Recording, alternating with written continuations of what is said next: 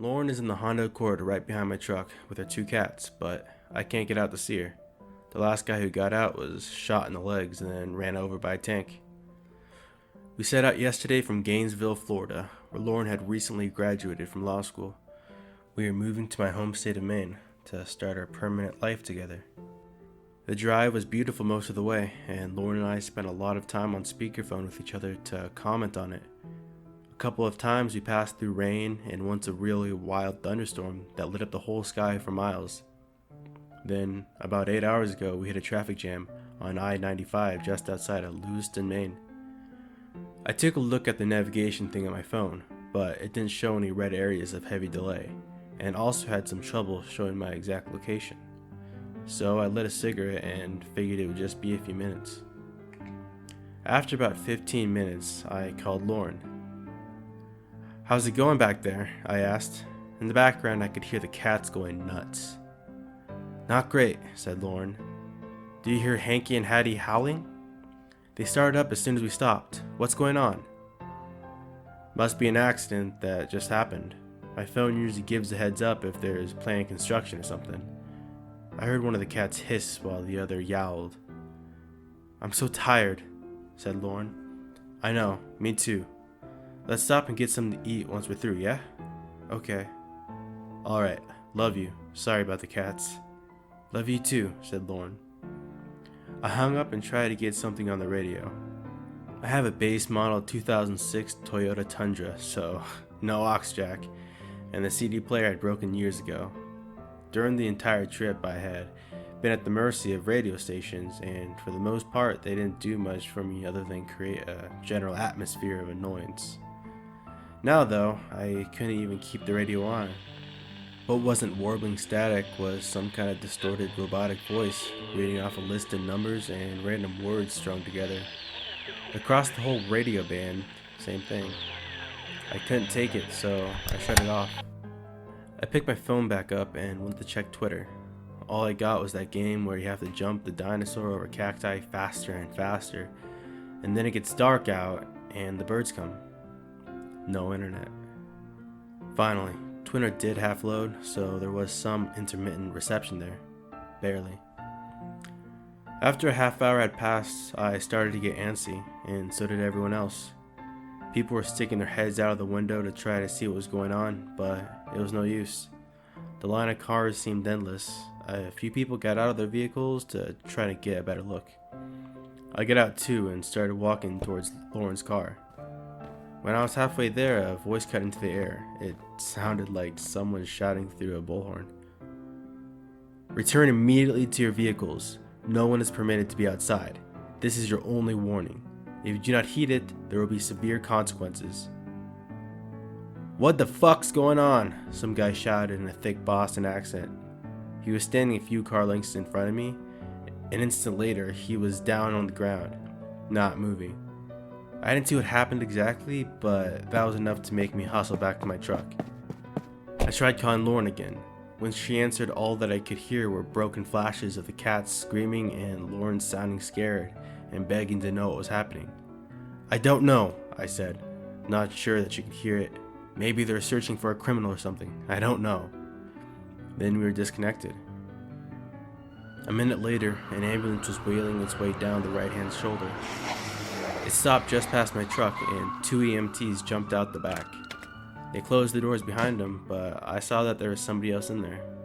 Somebody dressed in riot gear, holding a big gun. The EMTs dragged the guy with the Boston accent by the arms over to the ambulance. They opened the doors and sort of tossed him in, and then followed behind. I saw the riot gear person again for a second, and then the door slammed shut and the ambulance sped off down the shoulder out of sight. Somebody 4 cars ahead of me got the idea to follow the ambulance out of there. I watched as a red Hyundai Sonata with a New Jersey license plate tore into the shoulder lane and sped after the ambulance. I tried calling Lauren to ask if she thought we should try it too. It was a ballsy move for sure, but she had sounded at the end of her rope stuck in there with our wailing cats, so I thought she might be willing to give it a shot. This time, the call didn't even go through. I was getting ready to try calling again when I heard the loudest blast.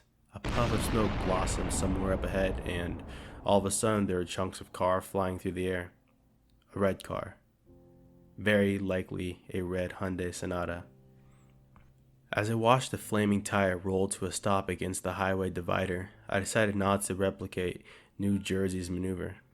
I heard the blast of a horn behind me and looked in the rearview mirror to see that Lauren had her arm out the window, moving her hand in a circle. Finally, it hit me that she was telling me to roll down my window, so that's what I did. "Can you hear me?" she shouted. "I can. I could even hear the cats." They sounded really freaked out.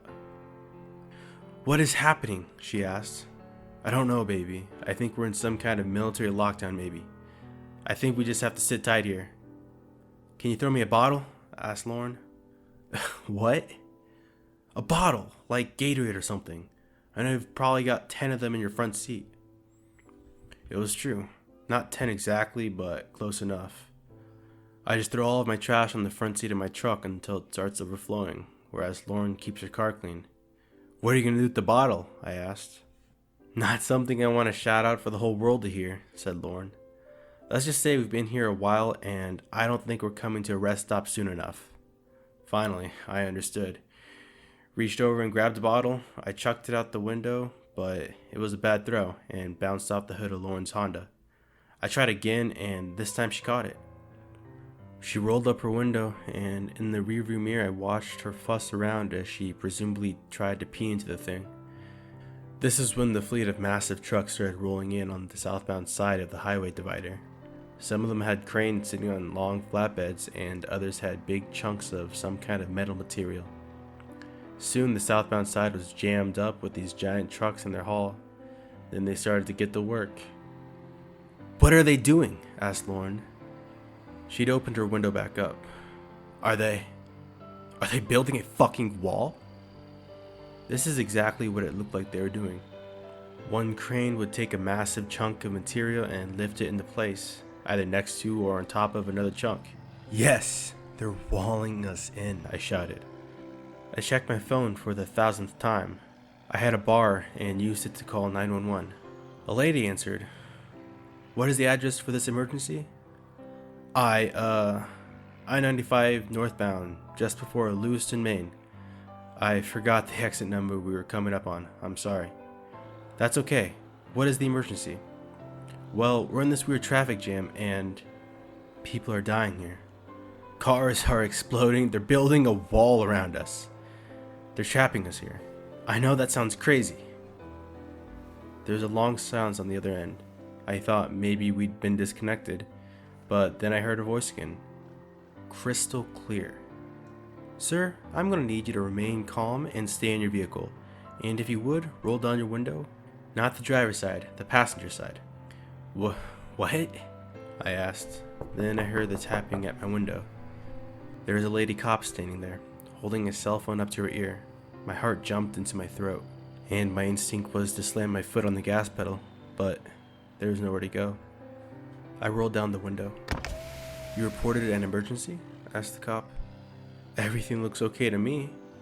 We don't discourage anyone from calling emergency services if they truly think that there might be an emergency situation occurring, but everything appears to be perfectly fine here. I will give you the benefit of the doubt this time, but remember that we also very strongly frown upon fraudulent 911 calls. You could be charged for that, sir. It's no joke. "Oh," I said, trying to hold it together. "I'm sorry about that. I did think that something bad was going on, but now I see that everything's okay. Thanks for checking in." "It's no problem at all, sir," said the cop, smiling. "And remember, stay in your vehicle." "Of course," I said, trying to smile, though I'm sure my face looked like a sweaty pretzel instead. The cop nodded and then walked off down the line of cars. I waited a few minutes and then called out to Lauren. "I think we're fucked," I said. "I called 911 and that cop that was just here, she's the one who picked up. She said everything's fine, but it's not." "Fuck," said Lauren. "What do we do?" That's when the guy jumped out of his car and made a break for the wooded area to the right of the highway. And that's when they shot him in the legs. I heard him cry out and watched him hit the ground. I heard a loud, continuous rumble, interspersed with snaps from the woods, and then I saw the tank. It didn't so much emerge from the woods as it destroyed the woods in its wake. Beyond it, I saw another enormous wall. We were walled in from 2 sides, and my guess was that we were walled in from 4 sides. The tank crushed the man like he was a particularly small ant. They are working on the roof now. It's almost done. Once the roof is on, I have a feeling that I won't get any reception at all. Before that happens, I am hoping for one more spike so that I can get this post out. I don't know if this is on the news or not. I thought it was just a traffic jam, so that's probably how they're playing it off. They probably have rerouted traffic around us by now. I don't know what this is, but there are now dozens of heavily armed people in riot gear going from car to car. Sometimes they drag someone out and carry them screaming off to what remains of the wooded area, where they disappear from sight. They're almost to my truck now. I hope they skip me and Lauren. Oh God, I'm going to tell her that I love her. If this reaches you, I don't know what you can do, but please try to help us.